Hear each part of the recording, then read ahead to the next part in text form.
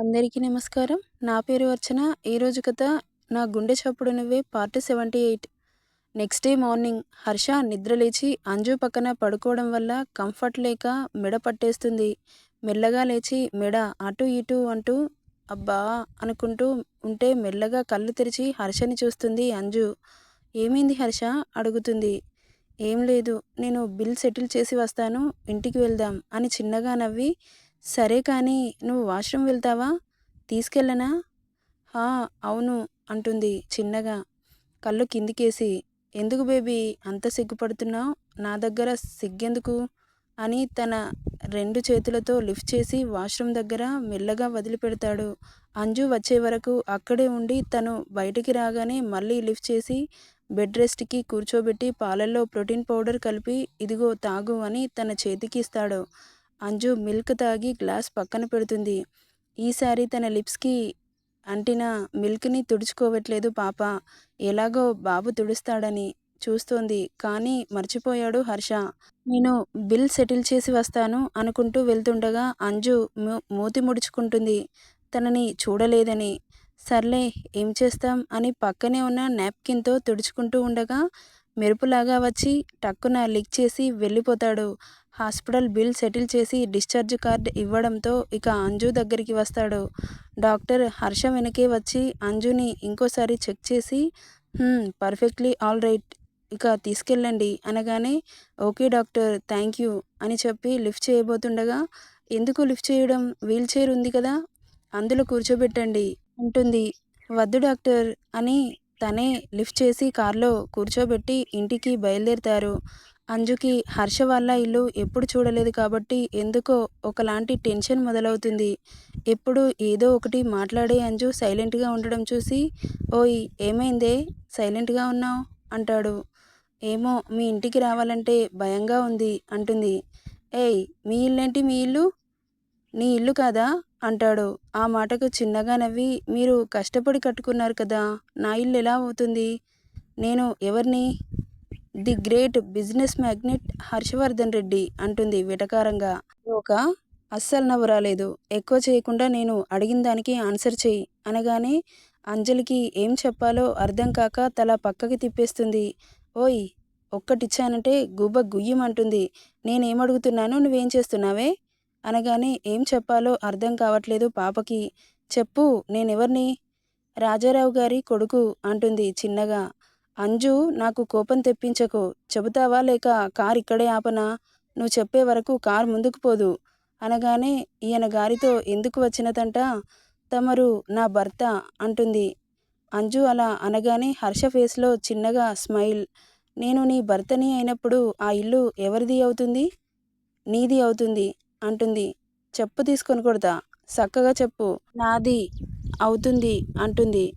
నీకు మధ్య వేషాలు బాగా ఎక్కువ అవుతున్నాయే, మరి నీ ఇల్లు అని ఎందుకు అంటున్నావు, నువ్వు హెచ్వి హోమ్స్టేడ్కి యువరానివి, ఓకే ఎక్కువ చేయకుండా బ్రెయిన్లో పెట్టేసుకో, నీ ఇల్లు నా ఇల్లు అని మాట్లాడావనుకో నాకు బీపీ పెరుగుతుంది అని గట్టిగా అనగానే సరే అన్నట్లు తల ఊపుతుంది. అంతలో హెచ్వి హోమ్స్టేడ్ రావడంతో రాజావారి కారు వస్తుందని సెక్యూరిటీ అలర్ట్ అయి భారీ గేట్ని ఓపెన్ చేస్తుంది. కార్ రయ్యుమని ఇంటి ముందు ఆపి హర్ష కార్ దిగి అంజు సైడ్ వచ్చి తనని 2 చేతులతో లిఫ్ట్ చేసి ఇంట్లోకి తీసుకెళ్తుండగా అంజు కళ్ళు ఒక్కసారిగా పెద్దవవుతాయి.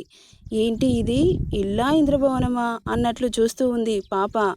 ఆ ఇల్లు పెద్ద పెద్ద అక్షరాలతో హెచ్వి హోమ్స్టేడ్ అని ఉండడంతో హర్ష తల తిప్పి అంజుని చూసి, ఏమైంది బేబీ అలా చూస్తున్నావు, ఇది ఇల్లేనా ఇంత పెద్దగా ఉంది అని అడుగుతుంది ఆశ్చర్యంగా. ఏ ఇల్లులాగా అనిపించట్లేదా, మా సగం ఊరు మీ ఇంట్లో పడుతుంది తెలుసా అనగానే చిన్నగా నవ్వుతాడు. కొడుకు కోడలు వస్తున్నారని మేడ్స్తో ఇల్లు మొత్తం డెకరేట్ చేయిస్తుంది సింధుజ. ముందుకు అడుగు వేయగానే మెత్తగా రోజ్ పెటల్స్ కాళ్ళకి తగలడంతో కిందకి వంగి చూస్తాడు హర్ష. అతని ఫేస్లో చిన్నగా నవ్వు విరిసింది. హర్ష నన్ను దింపు, మెల్లగా నడుస్తాను.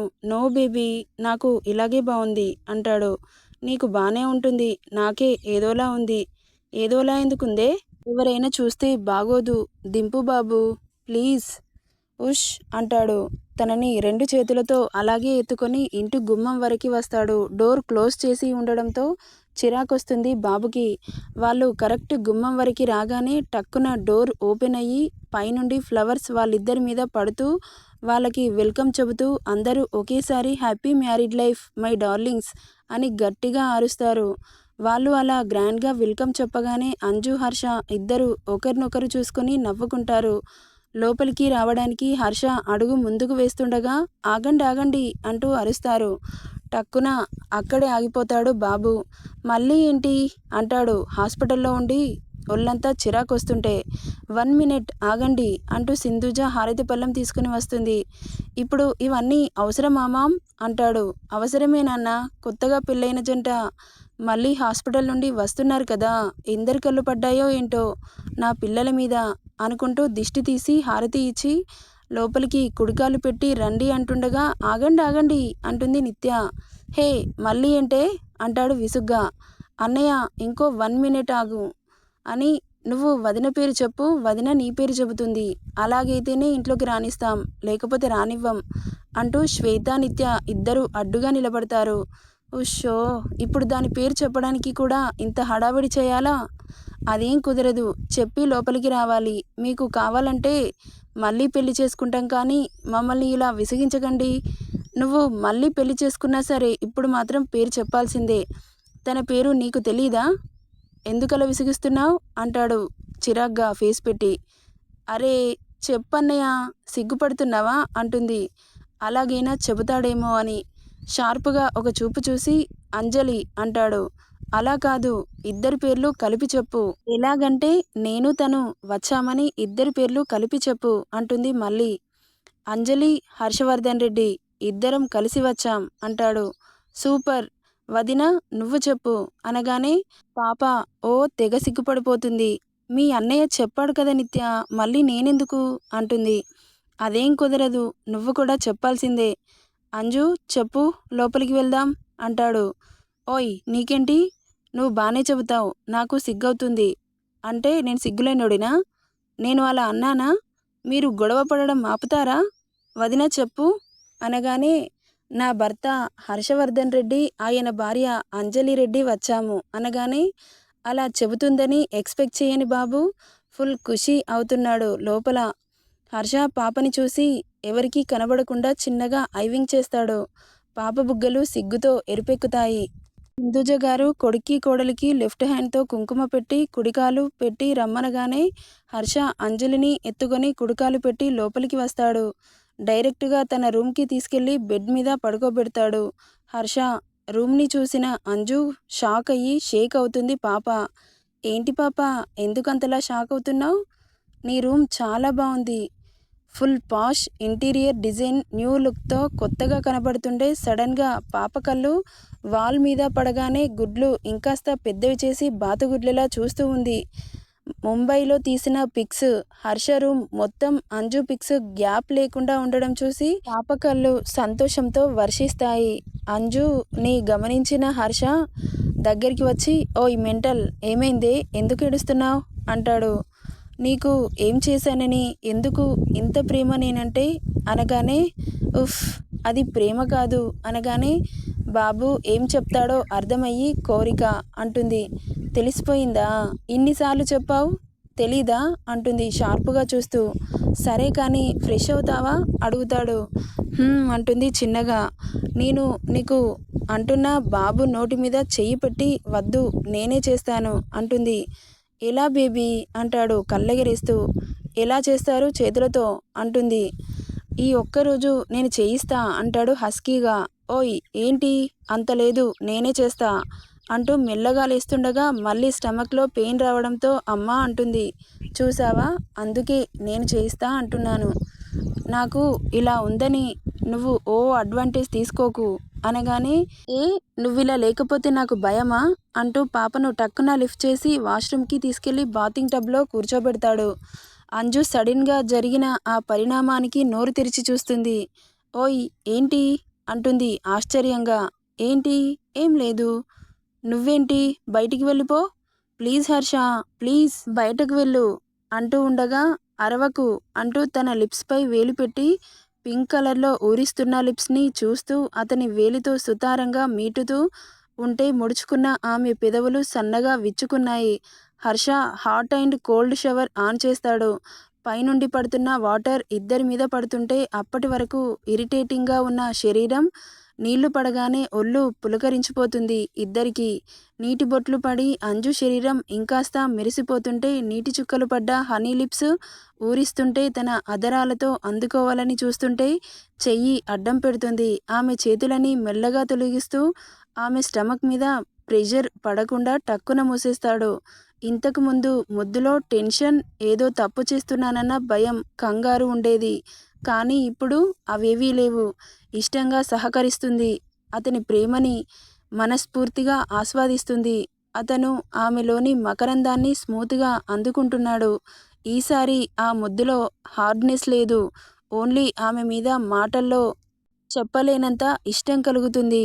అతని చేతులు ఆమె నడుముని సుతారంగా తడుముతుంటే ఆమెలో చిన్నగా ప్రకంపనలు కలుగుతున్నాయి. చాలా రోజుల ముద్దులో ఏదో మత్తు ఆవహిస్తుంది ఇద్దరికీ. ఒకరిలోని మకరందాన్ని మరొకరు జుర్రుకుంటున్నారు.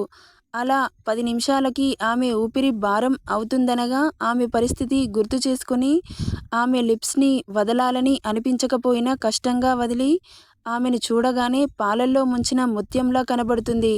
మత్తెక్కిస్తున్న తన వెట్ లిప్స్ ని నాలుకతో లిక్ చేసి మెల్లగా ఆమె జిప్ని చిన్నగా కిందకి అంటుంటే వద్దు అని అతని చేతిని గట్టిగా పట్టుకుంటుంది. ఏమైంది అని విసుగ్గా చూస్తాడు బాబు. ఇక చాలు, నా సిచ్యువేషన్ అర్థం చేసుకో ప్లీజ్ అంటుంది అతను చేసే మాయకు ఒక్కో మాట కష్టంగా పలుకుతూ. నేనేం చెయ్యను, టెన్షన్ పడకు అనగానే నువ్వు చూసినా నాకు ఏదోలా అవుతుంది అనగానే అంజు చెవి దగ్గరికి వచ్చి నా లిప్స్ని చూసి వెళ్ళిపోతా అంటూ తన జిప్ని కొంచెం కొంచెం కిందకి అంటూ టాప్ని భుజంపై చిన్నగా జరిపి ఆమె హార్ట్ వరకు కిందకి అంటూ తెల్లని స్కిన్పై నీటి బొట్లు పడి మెరుస్తున్న అతని రెడ్ కలర్లో ఉన్న లిప్స్ని చూడగానే బాబు పెదవులు ఆటోమేటిక్గా విచ్చుకుంటాయి. ఆమె హార్ట్ దగ్గరికి పెదవులు తెస్తూ ఉంటే వద్దు అని తల అడ్డంగా ఊపుతుంది. ప్లీజ్ అని చిన్నగా కిస్ చేయగానే ఒళ్ళు జల్లుమంటుంది పాపకి. ఆమె పరిస్థితి అర్థం చేసుకుని అతడి ఫీలింగ్స్ని కూల్ షవర్ కింద నిలబడి కష్టంగా అదుపు చేసుకుంటూ ఆమెని వదిలి అక్కడి నుండి లేచి call me after bathing, I will come అంటూ అక్కడి నుండి వెళ్ళిపోతాడు బాబు. అతను వెళ్ళినా ఆమెలో ఇంకా ప్రకంపనలు తగ్గలేదు. ఆమె గుండె సడి కష్టంగా కంట్రోల్ చేసుకుంటూ బాబోయ్ బీభత్సం సృష్టించావు కదా రావణ్ అని అనుకుంటూ బాతింగ్ ఫినిష్ కాగానే బాబుని పిలుస్తుంది పాప. నెక్స్ట్ ఏం జరుగుతుందో నెక్స్ట్ పార్ట్లో చూద్దాం. ఈ స్టోరీ నచ్చితే లైక్ చేయండి, షేర్ చేయండి, సబ్స్క్రైబ్ చేసుకోండి friends. Thank you for listening.